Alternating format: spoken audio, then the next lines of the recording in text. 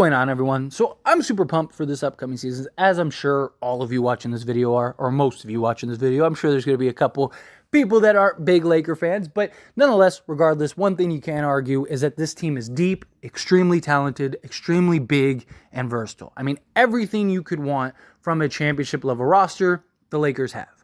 They have the depth, they have the youth, they have the two superstars. Lakers still are the only team that have two top 10 players on their roster. LeBron James, he's going to be able to kind of coast and weather his body throughout the course of the season and really kind of monitor that. Anthony Davis will still, I believe, win games, even if both of them miss a game here and there. Obviously, you don't want any of them missing extensive time. But, you know, if it's you're playing whatever, you're playing the Pistons or like you're playing the Spurs or something like that, I think we could beat them even without LeBron James and Anthony Davis because there's so much depth and talent on this roster. I think, you know, you don't have to worry if LeBron misses 3 games or something like that due to like a little injury or something like that. Again, nothing major, but you know, something that's just nagging or whatever. You can allow him to rest to where he doesn't have to rush back, as we saw last year, right? We were in a position where every game was so just detrimental and every game was essentially a game 7.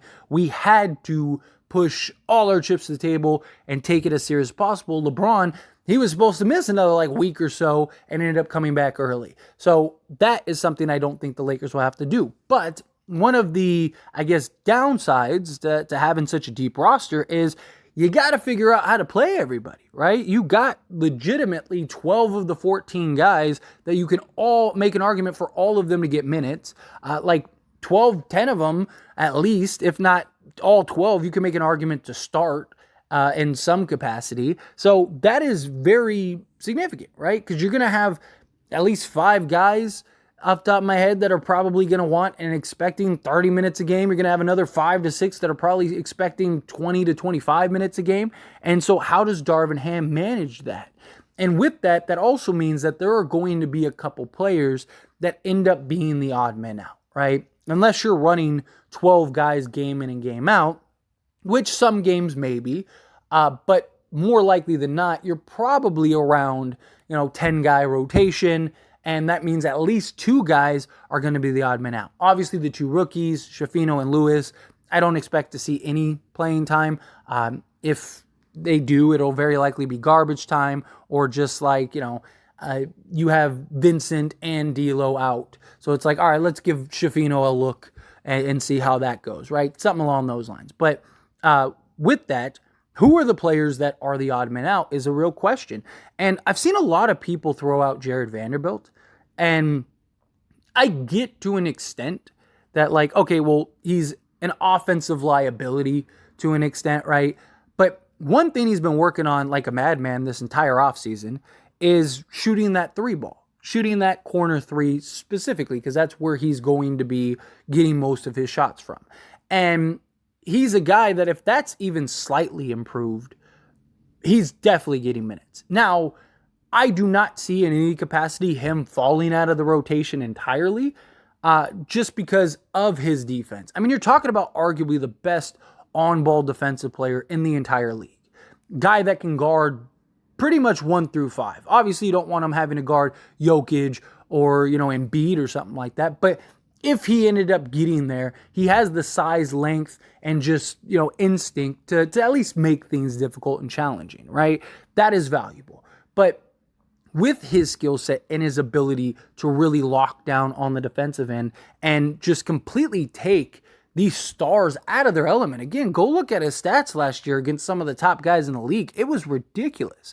I mean, Anthony Edwards was basically non-existent in the 2 games we played with Jarred Vanderbilt guarding him. What he was able to do with Steph. Like, I even posted a video of Jarred Vanderbilt guarding Steph in this sequence where he literally is chasing around Steph, containing him. Steph is trying to get away. He has the ball. He's trying to attack. He ends up passing it out to a cutter up the middle, and Jarred Vanderbilt stops, turns, switches over, and ends up blocking the shot. It was like a ridiculous sequence. This dude is everywhere. How many times did we see him on one side of the court, and then all of a sudden he's just like teleports to the other side, and then he's back to the top of the... And you're just like, dude, this guy's too much. That's too valuable. But I don't think he gets heavy minutes. I don't think he's a 20-minute a game guy. I think he's somewhere in like the 10 to some nights maybe 15 minutes, but I think he's more, Darvin Ham uses him more as a specialist. At least that's how I would do it, right? I would use him as a defense specialist. Personally, I am of the mind they should start him with the starters from last year. Keep that continuity, keep that chemistry. I also think out of all the mismatch, just players that you have on this roster, I think D'Lo, Reeves, Vando, LeBron, and AD are actually the best like complementary fits, because you have Anthony Davis, who's the best defense player in the league. You have Jarred Vanderbilt, who takes so much pressure off of Anthony Davis and is one of, if not the best on-ball defensive perimeter defenders in the league. You have D'Lo and Reeves, who both are 40+% from three. Both guys can make plays for others, but both are really good off the ball. And then you have LeBron James, who can basically do everything, right? I just think that that's the most balanced, and it takes so much pressure because you can have Jarred Vanderbilt guard the best player on the other team for that first, 5 minutes or so. So ideally, I think you would have him start the first 5 minutes, really go hard and focus on the defensive end, exerting all of his energy for 5 minutes on whoever the best player, if it's Luka, if it's, Anthony Edwards, if it's Steph, if it's whomever, Jamal Murray, right? He's just all in defensively on him. 5 minutes come out, then, you start your rotations and all that stuff. And then to close the game, the last 5 minutes, Jarred Vanderbilt comes in and basically locks down that guy. If there's a spot here and there where the game, say we're playing Denver, right? Jamal Murray's got it going, right? Vanderbilt was able to keep him modest. Vando hasn't played, in a quarter and a half, and he's starting to go off. Maybe throw Jarred Vanderbilt back in there and just have him, again, go and attack him for, another 3 or 4 minutes. That's why I think there might be some nights where he plays like closer to 15. But I think overall, I think he's just in spots, right? You have him, here's 5 minutes, just hard-nosed defense. Again, get all this rest so he can rest his body and all that stuff. Time to go back in, lock down, and focus on the defensive end. Because between, Anthony Davis, LeBron James, Austin Reeves, D'Lo, Christian Wood, Rui Hachimura, you have more than enough scoring. And that's not even counting all the other guys getting their, 5 points or whatever, right? It's not counting Gabe Vincent and, Taurean Prince and guys like that are just chipping in points here and there. Jackson Hayes, right? Chipping in points here and there. I mean, you're talking about the Lakers having 6 guys that could get you 17 to 20 points on any given night, and all of them are capable for going off for, a game for 30 here and there, right? Kind of like how, I'm not saying that they're that level of talent, but like how, Team USA, you saw every night a different guy went off, right? You had like Mikal Bridges one night, and then Anthony Edwards, and then you had Jalen Brunson. I know that they just lost, but I think that's something that the Lakers kind of have, right? On any given night, yes, Anthony Davis could go get you 40. LeBron could go get you 40. But Reeves could drop 30. D'Lo, he dropped 30 for the Lakers last year, right? Rui could go off. We saw Rui drop 30 last year. He did it for the Wizards, but still, like, you could see him go doing that. Well, he almost had 30 in a playoff game, right? So you have him, and then, again, like, you have several guys that could easily just go and drop and have a big game on any given night. You have more than enough offense. The thing you need is that defensive specialist, and that's where I think Jarred Vanderbilt comes in. The issue is that means you have Anthony Davis, who's going to play significant minutes at the 4, right? That really limits what you can do at the 4 spot. LeBron's probably going to play some 4. So you basically got to figure out between Taurean Prince, Rui Hachimura, Cam Reddish, and Jarred Vanderbilt, those guys, you got to basically make minutes at the 3 and then sparing minutes here and there at the 4. And the only way you're going to do that is if you keep Jarred Vanderbilt at around 10 minutes, again, give or take, but around 10 minutes, that still gives you plenty of time at the 3 and then in the spots in the 4. Then you have Rui getting his 20 minutes, and then you have like Taurean Prince getting, his like 8 minutes or 10 minutes a game, somewhere in that ballpark, which means, and my guess, is that Cam Reddish is probably the odd man out. Before Christian Wood, the reports were Cam Reddish or Max Christie. Those two guys were the guys that very likely would be the odd man out.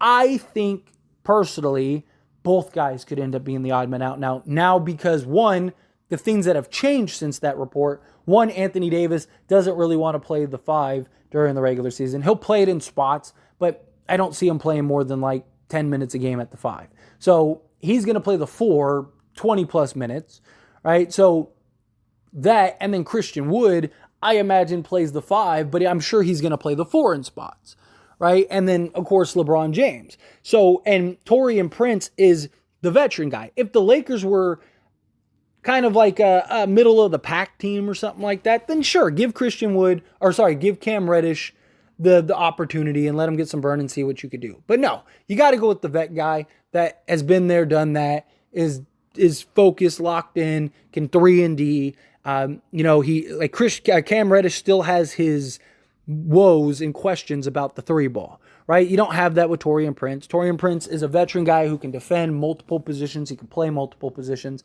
My guess is he's the odd man out. Max Christie, he's still 20 years old. His time will come, right? So I'm not saying that Cam Reddish and Max Christie won't play ever, but I think it'll be very sparingly, right? And if they do play on a regular basis, it's only going to be a handful of minutes here and there. They're very likely going to be the odd man out. I could even see maybe the Lakers interchanging them at the 2, but the 2 guard, yes, you can play Cam Reddish at the 2. Yes, you play Max Christie at the 2, but you also could play D'Lo at the 2. Austin Reeves is probably going to play 30 minutes at the 2. You can always move Taurean Prince to the 2, which opens up some space if you need some extra minutes, right? Like, there's other guys that are kind of in the pecking order. And maybe Cam Reddish is the 2 guard, the backup 2 for the beginning of the season. But I could see at some point him kind of being the odd man out, which sucks because I'm really high on Cam Reddish. And he's a guy that I'm really pumped and excited to see. But, regardless, Rui Hachimura, he's the guy that got the bag. He's the guy that, is very likely going to play the 3 a lot, as well as the 4. He's really good at the 4. The 3, we'll see. He has his struggles defending the kind of quicker, twitchier 3s, but he slimmed down and looks good. So, and just based on the way this roster is constructed, Rui might not have a choice but to play the 3, right? Unless LeBron is okay with just primarily playing the 3, then you could kind of play, like if Wood is just solely keep me at the 5, right? Then that kind of opens up stuff because then you could play Rui as like the backup 4 alongside Anthony Davis. There's talks about Rui starting, but if Anthony Davis wants to play the 4, my guess is that they start either Hayes or Wood, which very likely they'll probably start Wood. So it's going to be interesting. But overall, Jarred Vanderbilt, I don't think anyone's going to have to worry about him being completely out of the rotation. Again, will he have sparing minutes? Probably. But I'm pretty confident because Darvin Ham loves guys like Jarred Vanderbilt. It's why he used Dennis Schroeder so much, right? That point of attack guy. Because he comes from like the Bucks where you have those type of guys on Milwaukee, right? And Drew Holiday is a great example of that, right? So my guess is, again, Jarred Vanderbilt kind of plays that specialist role where he's just kind of there to just don't worry so much about the offense, just lock down to the best of your ability the guy in front of you. That's how I guess this goes. But anyway, as always, this is a discussion. Pass the question on you. Let me know your thoughts and opinions down in the comments below. What do you think? How do you feel? Do you think Jarred Vanderbilt could potentially be the odd man out? Do you think, no, you don't have to worry about that? Do you agree that he'll probably play in spots? How do you feel? What your thoughts are? Let me know down in the comments.